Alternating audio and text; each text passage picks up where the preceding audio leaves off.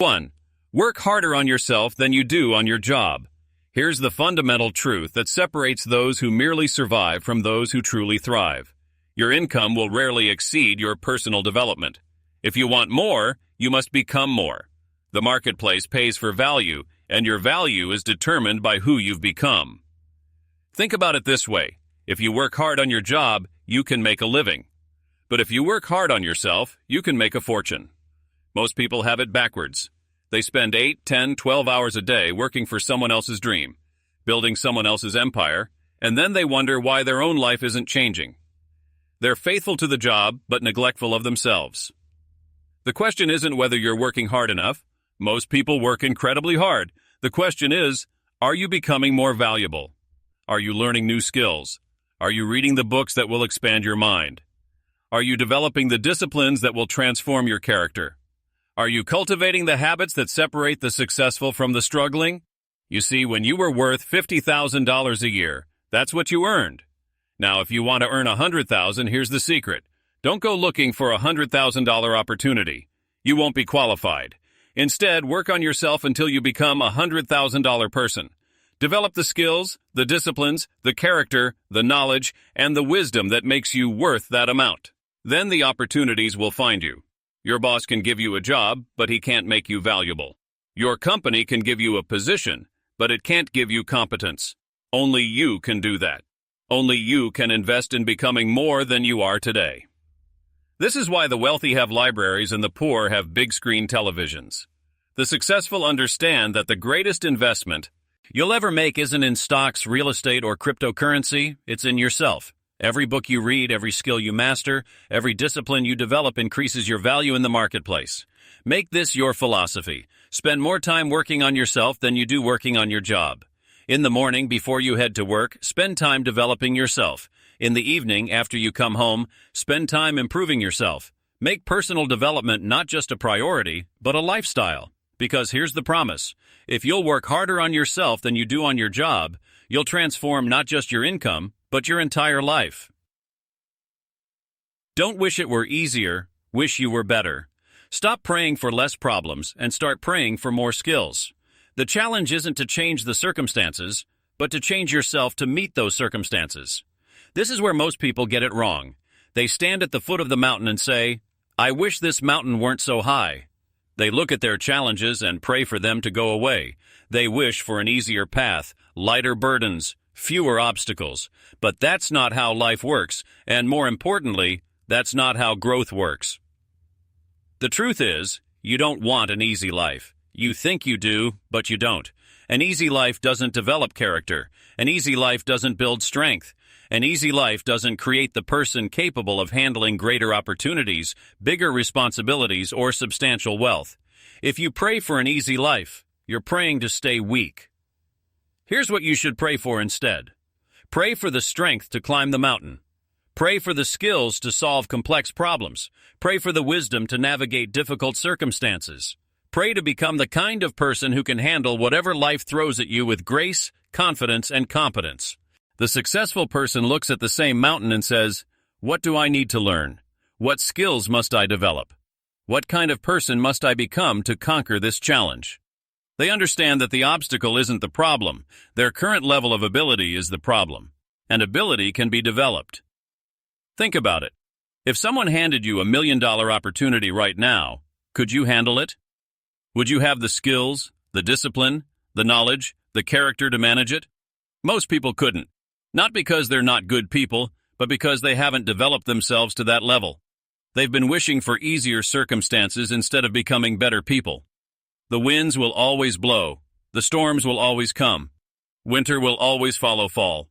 You can't change that. But you can learn to set your sail. You can develop the skills to weather any storm. You can become the kind of person who thrives regardless of circumstances. So stop complaining about the weight of your challenges. Instead, get stronger. Stop wishing your problems were smaller. Instead, become bigger than your problems. Don't ask for the road to be shorter. Develop the stamina to travel further. The challenge will either defeat you or develop you. The choice isn't in the circumstance, it's in your response to it. Don't wish it were easier. Wish you were better. Then go become it. Success is something you attract by the person you become. You don't pursue success, you attract it. Focus on developing your character, your skills, your discipline, and success will find you naturally. This is one of the most misunderstood principles of achievement. Most people are chasing success like it's something outside of themselves, a destination to reach, a prize to capture, a goal to accomplish. They're running after it, exhausting themselves, wondering why it keeps slipping through their finger. But here's what they don't understand. Success isn't something you chase. Success is something you attract by the person you become. Think of it like this. You don't have to chase the butterfly. Plant the right flowers, create the right garden, and the butterfly comes to you. Success works the same way. Become the right kind of person, develop the character, cultivate the skills, master the disciplines, and success will seek you out. The marketplace is always looking for value. Opportunity is always searching for prepared people. Success is always attracted to those who are ready for it. The question isn't, where is my success? The question is, am I the kind of person success is looking for? You see, success is attracted to people with discipline. It's drawn to those who do what they say they're going to do when they say they're going to do it, whether they feel like it or not. Success gravitates toward people with integrity, those whose private character matches their public reputation. It finds those who are constantly learning, constantly growing, constantly becoming more than they were yesterday. If you want to attract better opportunities, become a better person. If you want to attract wealth, develop the character and skills of a wealthy person. If you want to attract success in relationships, become the kind of person worth being in a relationship with. Work on you, and everything else will work out. This is why two people can attend the same seminar, read the same book, receive the same advice, and get completely different results. It's not the information that matters most. It's who they're becoming while receiving that information. One person lets it change them. The other just collects facts. Stop asking, how do I get successful? Start asking, who do I need to become? Stop focusing on the goal and start focusing on the growth. Because here's the beautiful truth. When you become the right kind of person, you don't have to worry about finding success. Success will have no choice but to find you. It will be drawn to you like iron to a magnet, naturally and inevitably, because you've become someone worth finding. Learn to say no to the good, so you can say yes to the great. Average people are seduced by minor distractions. Successful people understand that you must sacrifice the good for the great. Discipline is choosing between what you want now and what you want most. Here's a truth that will change your life if you let it sink in. The enemy of the great isn't the bad, it's the good. The things that destroy your dreams aren't terrible things. They're pleasant things, comfortable things, good things that aren't great things. Most people can say no to the obviously destructive. They can turn down the blatantly harmful. But can they say no to the merely good? Can they turn down the invitation that's fun but not purposeful? Can they skip the television show that's entertaining but not enriching? Can they decline the opportunity that's profitable but not aligned with their ultimate vision? That's where the real discipline lives. The problem is that good things are seductive precisely because they're good. They don't feel like distractions. They don't appear to be derailing your dreams. A good book instead of a great book. A decent opportunity instead of your true calling. A pleasant evening instead of a productive one. None of these seem harmful in the moment. But add them up over weeks, months, years, and you discover you've lived a good life instead of a great one. Successful people understand this deeply. They know that every yes to something is a no to something else.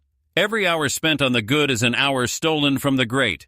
Every bit of energy invested in the mediocre is energy unavailable for the magnificent. They protect their time, their energy, and their focus like the precious resources they are.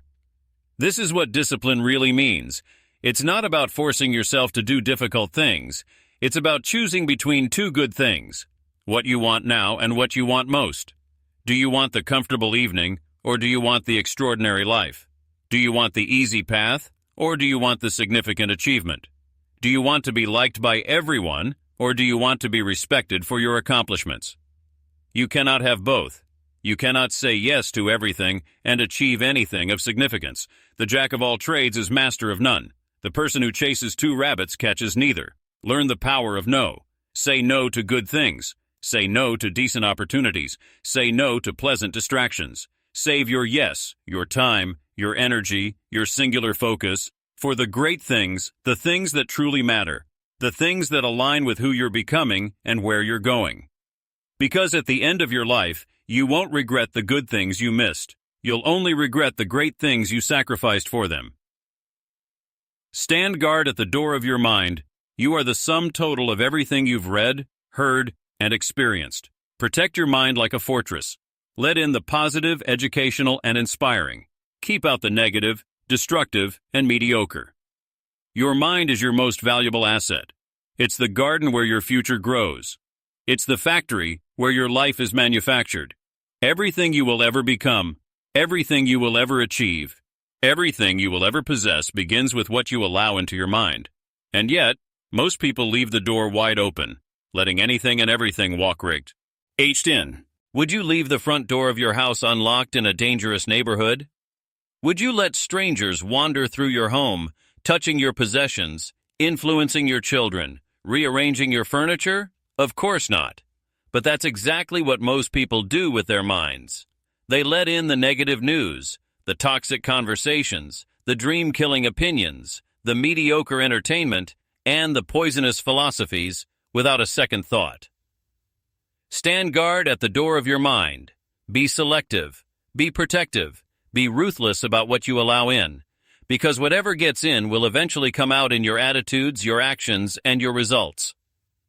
If you let in negative thinking, you'll produce negative results. If you consume gossip and complaint, you'll become a gossip and a complainer. If you fill your mind with mediocrity, your life will be mediocre.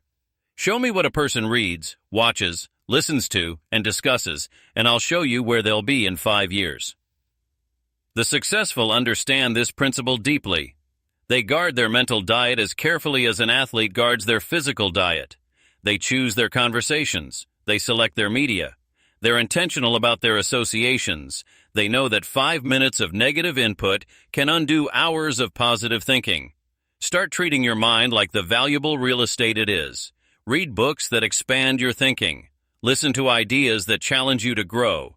Surround yourself with conversations that elevate rather than deflate. Consume content that educates, inspires, and empowers rather than entertains, distracts, and numbs. When negativity knocks on your door, and it will knock, don't answer. When toxic people try to dump their problems in your mind, politely refuse the delivery. When mediocrity invites itself in, show it the exit. Remember, you wouldn't let someone break into your home and steal your television. Why would you let them break into your mind and steal your dreams? Stand guard. Be vigilant. Protect your mind, because everything you will ever become depends on what you're allowing in today. Don't let your learning lead to knowledge. Let it lead to action. The book you don't read won't help. The seminar you don't attend won't change you. Knowledge without action is worthless. The greatest value comes from doing, not just knowing. Here's a dangerous trap that captures intelligent people. They confuse learning with doing. They read the book and think they've made progress. They attend the seminar and believe they've changed. They collect information like trophies and wonder why their life stays the same. But knowledge alone changes nothing. Knowledge without action is just entertainment, just philosophical wandering, just mental decoration. The library is full of books that could change your life, if you read them. The world is full of seminars that could transform your future, if you attend them and apply what you learn. Your mind is probably full of ideas that could make you wealthy, if you act on them. But knowing what to do and actually doing it are separated by a massive chasm that most people never cross. Think about it. You probably already know what you need to do to improve your life. You know you should read more, exercise regularly, save money, build better relationships, develop new skills. The information isn't the problem. The problem is the gap between knowing and doing. The problem is that you've let your learning lead to knowledge instead of action.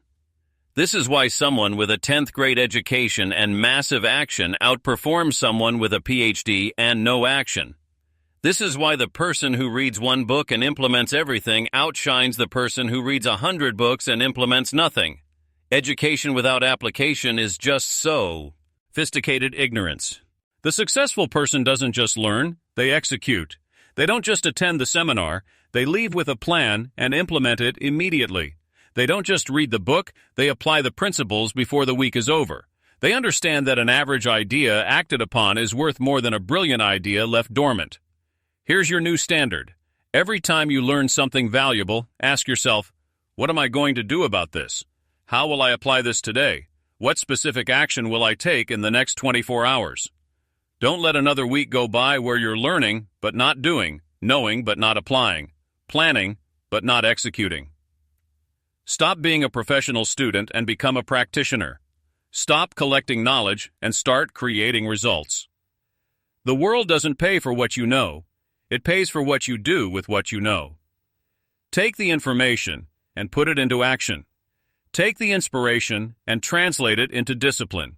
Take the knowledge and convert it into results. Because at the end of your life, nobody will ask how much you knew. They'll ask what you did with what you knew. Measure your life in seasons, not days. Don't judge your progress by a bad day or even a bad week. Life comes in seasons. Plant in spring, cultivate in summer, harvest in fall, reflect in winter. Learn to work with life's natural rhythms. Here's where most people get discouraged and quit. They're measuring their life by days instead of seasons. They have one bad day and think they're failing. They endure a difficult week and believe they're on the wrong path. They experience a challenging month and conclude that success isn't meant for them. But that's not how life works. That's not how anything of value is built. Look at the farmer. Does he plant seeds on Monday and expect a harvest on Friday? Does he panic when nothing sprouts on Tuesday? Does he quit when Wednesday brings no visible results? Of course not. He understands seasons. He knows that spring is for planting, summer is for cultivating and nurturing, fall is for harvesting, and winter is for rest and reflection. He doesn't judge his entire year by one difficult day in June. You must adopt this same philosophy. There will be seasons in your life when you're planting, investing time, energy, and resources with no visible return. You're building, learning, developing, and it feels like nothing is happening. Don't judge yourself during planting season. You're supposed to be tired. You're supposed to be investing more than you're receiving. That's the nature of spring. Then comes summer, the season of cultivation. You're working hard, pulling weeds, protecting your investment, nurturing growth. The results still aren't fully visible, but things are happening beneath the surface. This is not the time to give up. This is the time to stay consistent, to keep doing what you know you should be doing, even when the harvest seems far away. Eventually, if you've done the work, fall arrives, harvest season. This is when the results appear, when the opportunities come, when people start noticing your success. But understand this, you can't harvest what you didn't plant. You can't reap in fall if you didn't work in spring and summer.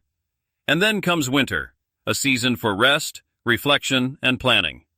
Not every season is about intense activity. Some seasons are about recovery, learning from what worked and what didn't, and preparing for the next cycle. The problem is that most people are trying to harvest in spring, quit during summer, and wonder why their life doesn't work. They're operating against natural rhythms instead of with them. So stop measuring your worth by today. Stop judging your progress by this week. Measure your life in seasons. Understand where you are in the cycle. If you're planting, plant with excellence. If you're cultivating, stay faithful to the process. If you're harvesting, receive with gratitude. And if you're in winter, rest and prepare. Your life does not get better by chance. It gets better by change. If you keep doing what you've always done, you'll keep getting what you've always gotten. Want different results? Make different choices. Small, consistent changes create remarkable transformations. Let me tell you something that might be hard to hear but absolutely necessary to understand. Your life is not going to magically improve on its own. You're not going to wake up one morning and discover that everything has mysteriously gotten better. You're not going to stumble into success, accidentally become wealthy, or randomly develop great relationships. Life doesn't work that way. Your life gets better only when you get better. Your circumstances improve only when you improve. If you want next year to be different from this year, you must do something different. If you want your bank account to grow, you must change your relationship with money. If you want better health, you must change your daily habits. If you want deeper relationships, you must change how you show up for people. The formula is simple, but most people resist it because change is uncomfortable. Here's what people do instead. They wish, they hope, they dream, they wait. They buy lottery tickets hoping for a windfall. They wait for the economy to improve, for their boss to recognize them, for conditions to be perfect. They're waiting for chance to rescue them. But chance isn't coming. Change is what's required. And here's the beautiful part. You don't need massive, overwhelming change. You don't need to transform everything overnight. Small changes consistently applied create remarkable results. Read 10 pages a day. That's a book every 2 weeks, 25 books a year. Save $5 a day. That's nearly $2,000 a year. Walk 30 minutes daily. That's a transformed body in 6 months. Small changes, but they comp. The problem is that small changes seem insignificant in the moment. Skipping one workout doesn't ruin your health. Missing one day of reading doesn't make you ignorant. Spending carelessly for one afternoon doesn't create poverty. So people underestimate the power of small changes in both directions. The positive changes seem too small to matter, and the negative changes seem too small to worry about. But errors in judgment, repeated every day for 5 years, take you to a destination you never intended. And small disciplines, repeated every day for 5 years, take you to a place beyond your wildest dreams. Stop waiting for your life to change. Stop hoping things will magically improve. Stop relying on chance, luck, or perfect circumstances. Instead, make a decision today to change something. Change what you read, what you watch, who you spend time with, how you invest your evenings, what you eat, how you think. Your life will not get better by chance. It will only get better by change. So what are you going to change today? You are the average of the 5 people you spend the most time with. Association is everything. Surround yourself with people who challenge you, inspire you, and hold you to higher standards. If you want to soar with eagles, stop scratching with turkeys. Show me your friends, and I'll show you your future. Show me who you spend time with, and I'll tell you what you'll become. Show me your associations, and I'll predict your income, your attitude, your level of success, and the trajectory of your life. This isn't speculation. It's one of the most reliable formulas for predicting human outcomes. You become like the people you associate with. It's not a maybe. It's not a possibility. It's a certainty. You will adopt their attitudes, their philosophies, their way of speaking, their habits, their dreams, or lack thereof. If you spend time with laners, you'll find yourself complaining. If you associate with dreamers, you'll start dreaming bigger. If you hang around successful people, success becomes normal to you. Think about it honestly. Are the 5 people you spend the most time with pushing you forward or holding you back? Are they challenging you to grow or keeping you comfortable in mediocrity? Are they celebrating your ambitions or mocking your dreams? Are they readers or just television watchers? Are they building something or just killing time? This is hard because sometimes these 5 people are family members, childhood friends, or longtime companions. You have history with them. You care about them. But here's the truth you must face. You cannot afford the luxury of wrong association. You cannot sacrifice your future for comfortable relationships that lead nowhere. If you want to soar with eagles, you cannot keep scratching around in the dirt with turkeys. You must be willing to distance yourself from people who don't support your growth. This doesn't mean you hate them or treat them poorly. It simply means you limit your exposure to their influence. You love them from a distance if necessary, but you protect your dreams, your ambitions, and your trajectory. Start deliberately seeking out people who are where you want to be. Find mentors who've accomplished what you're trying to accomplish. Join groups of people who are growing, learning, and building. Surround yourself with individuals who make you uncomfortable because they're operating at a higher level than you are. Your associations will either accelerate your progress or anchor you to mediocrity. They'll either lift you up or drag you down. There is no neutral ground here. Be careful who you allow into your inner circle. Be selective about whose voice you listen to, whose opinions you value, whose company you keep. Because in 5 years, you will be the same person you are today, except for 2 things: the books you read and the people you meet. Choose your associations wisely. Your future depends on it. Mrs. As a meal, but don't miss reading. Nourish your mind daily. The wealthy invest in libraries. The poor invest in big screen TVs. Spend 30 minutes each day feeding your mind with wisdom, and in 5 years you'll be a completely different person, wealthy in knowledge, wisdom, and opportunity. Here's a startling observation. Walk into a wealthy person's home and you'll find a library. Walk into a poor person's home and you'll find a giant television. This isn't coincidence. This isn't luck. This is cause and effect. The wealthy understand that the greatest investment they'll ever make is in their own mind, and the poor believe the greatest investment is in their entertainment. Your mind needs nourishment just like your body does. Actually, it needs it more. You can miss a meal and survive. You can go days without food and still function. But miss feeding your mind for days, weeks, months, years, and you'll starve intellectually, emotionally, and financially. You'll become weak in your thinking, poor in your philosophy, and limited in your potential. The tragedy is that most people spend more time choosing what to watch on television than they spend developing their mind. They'll invest 3 hours in a meaningless show, but won't invest 30 minutes in a book that could change their life. They'll scroll through social media for an hour, but won't read 1 chapter of wisdom. They're literally choosing entertainment over transformation, distraction over development, amusement over advancement. Here's what 30 minutes of reading a day will do for you. That's roughly 20 to 30 pages depending on your speed. 20 pages a day is a book every 2 weeks. A book every 2 weeks is 25 books a year. 25 books a year is 250 books in 10 years. Do you understand what happens to a person who reads 250 books? They become a different human being. They think differently, speak differently, earn differently, and live differently. But it starts with a decision to treat your mind like it matters. It starts with making reading non-negotiable, as essential as eating, as important as breathing. The ancient wisdom says, "Basa, miss a meal, but don't miss reading." That's how serious this is. That's how critical this discipline becomes. The books are waiting. The wisdom of the ages is available to you. The greatest minds who ever lived have left their thoughts, their strategies, their philosophies in books that you can access for less than the cost of a meal. The question isn't whether the information is available. The question is whether you're hungry enough to consume it. Stop treating your mind like it's optional. Stop feeding it junk while starving it of substance. Start reading daily. Make it a ritual. Make it sacred. Make it non-negotiable. Because 5 years from now, you'll either be grateful you started today, or you'll wish you had.